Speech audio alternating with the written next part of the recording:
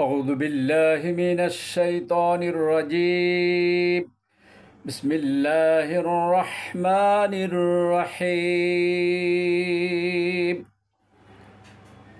رب هب لي حكما وألحقني بالصالحين واجعل لي لسان صدق في الآخرين واجعلني من ورثة جنة النعيم صدق الله العظيم।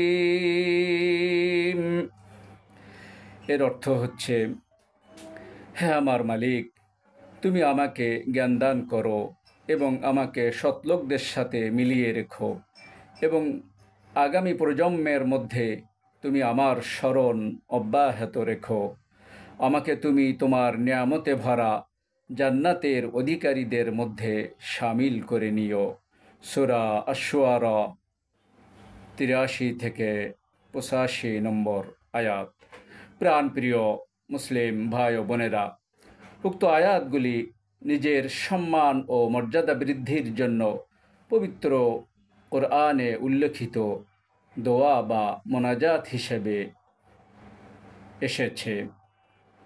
সুতরাং মোনাজাতে অন্যান্য দোয়ার সাথে আমরা এই দোয়াটিকেও ইনক্লুড বা সম্পৃক্ত করতে পারি। আমিন। আসসালামু আলাইকুম ওয়া রাহমাতুল্লাহি ওয়া বারাকাতুহু।